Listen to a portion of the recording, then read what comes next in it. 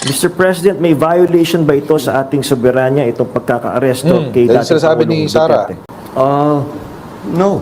Bakit naman? Dahil, Rekta na sagot No.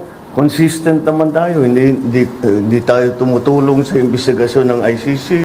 Wala tayong meron tayong contact sa kanila, natural. Pero no, not on an official level. We didn't help them in any way. The arrest the arrest that we did today was in compliance with our commitments to Interpol. Okay na yun. Short and sweet, guys. Wala nang ano doon. Hindi na ako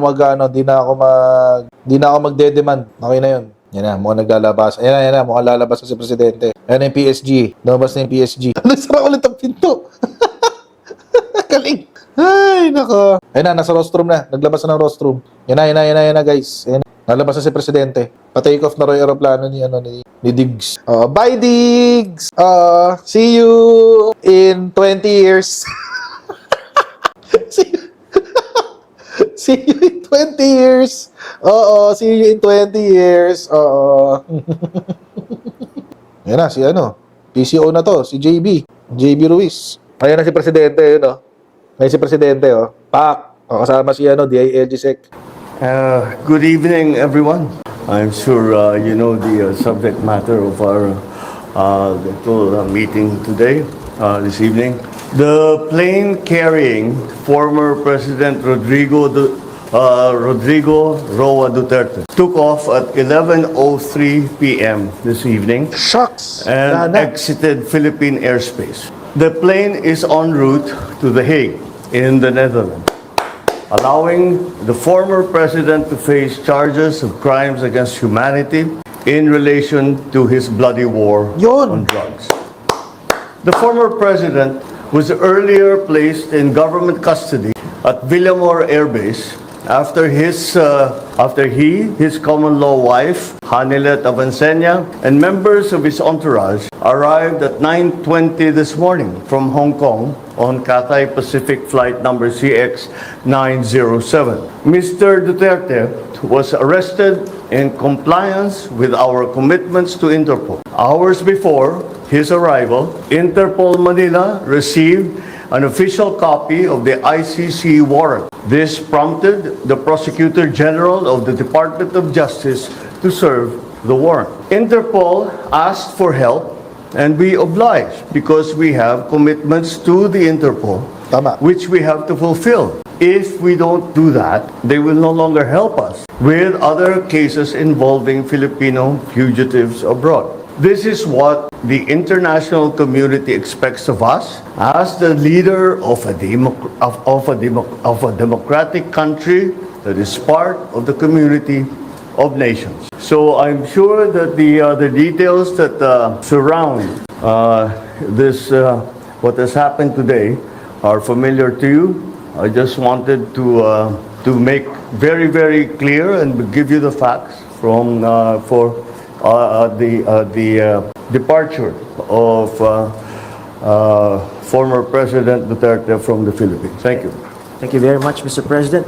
Kanina po ay nagpaabot ng tanong ang mga miyembro ng Malacanang Pressco at atin po itong sasagutin. Question number 1. Mr. President, meron po bang pisikal na kopya ng warrant of arrest laban kay dating Pangulong Rodrigo Duterte mula sa ICC? Oh, meron. This came in. Actually, it came in.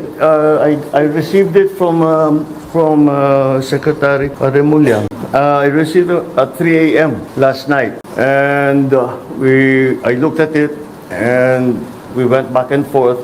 6:30, he wrote me again, and he said, "We have it already. We have the warrant of arrest from Interpol." And I said, "Okay, we'll put all our plans into place, and sige, let's proceed as we had discussed." Now, that's what happened. So yes, there is a very clear document that will explain the basis on how we conducted this arrest of former President Duterte. Totoo yung Hindi peke. Give them copies of the arrest warrant, photocopies of the arrest warrant. Would that be possible? We have here the SILG, who has been, of course, part and parcel of the entire operation. We will provide the PCO with a digital copy. It has been attested by the Secretary of Justice and the Department of Justice as a lawful and legal warrant.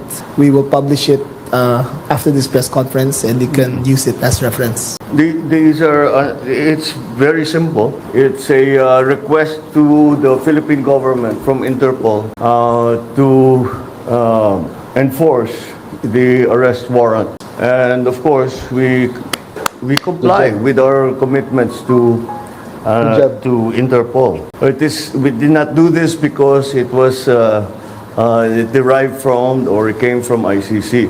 We did this because Interpol asked us to do it. And we have commitments to them, and we lived up to those commitments.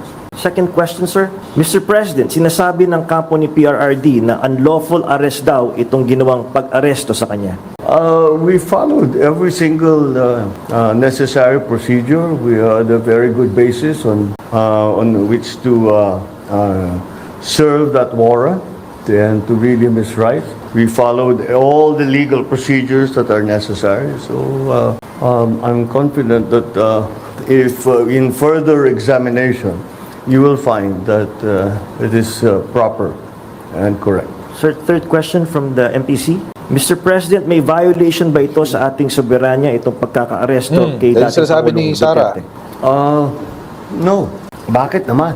Dahil Rekta na sagot No. consistent naman tayo. Hindi tayo tumutulong sa investigasyon ng ICC. Wala tayong meron tayong contact sa kanila, natural. Pero no, not on an official level. We didn't help them in any way. The arrest the arrest that we did today was in compliance with our commitments to Interpol. It just so happened that came from ICC. But it's not because it came from ICC. It's because it came from Interpol.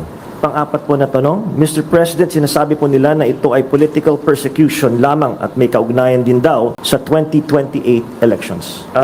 Okay. Well, I'm sure sasabihin nila yan. But this case started in 2017 when we were still members of the ICC, and it was during the time of former President Duterte. So I don't see how that can be political persecution on my part, because it was initiated before I even came into the picture. So Right. that would seem. But once again, we have to recognize that, of course, it's natural for people to put lalagyan ng politika, kulay ng politika.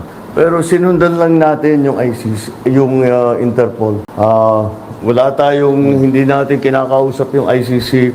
Marami silang hinihingi sa atin ng mga dokumento, wala kaming binigay. Yun lamang, hindi natin mahindian ng Interpol. Pag sinabi sa atin, tulungan nyo kami, kailangan namin kunin itong taong ito. Dahil, kung maalala ninyo, Alice lahat Go.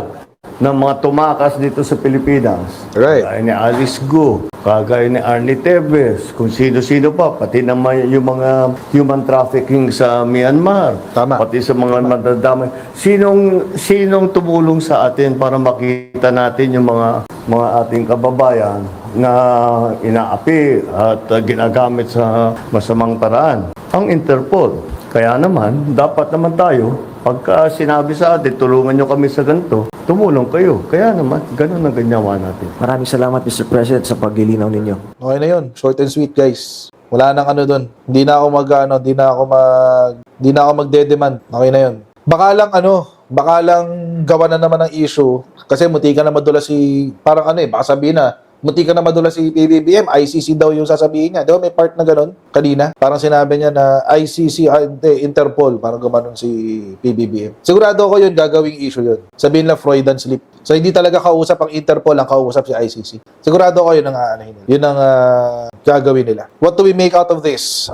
Number one, mga Kojero, it is quite short and very precise. Short and sweet. Okay na yun. At for the most part, itinutok niya yung yung kanyang paliwanag sa request ng Interpol, which makes sense. Alam nyo kasi, mga Kojero, Wala tayong magagawa doon. It is what it is eh. Wala tayong magagawa doon. Kahit anong protekta ang gawin ng administrasyon kay Rodrigo Duterte, kung meron tayong obligasyon sa Community of Nations, you have to, hindi tayo katulad ng China. Susunod tayo sa ating mga obligasyon sa Community of Nations. Wala na siya sa jurisdiction ng Pilipinas, guys, si Rodrigo Duterte. He is already en route to The Hague, charter flight. Mahihirapan na. Mahihirapan na tong mga DDS na maghabol. As far as the person of Rodrigo Duterte is concerned, sa person niya, sa kanyang, wala na, mahihirapan na. Wala na siya sa jurisdiction ng Pilipinas.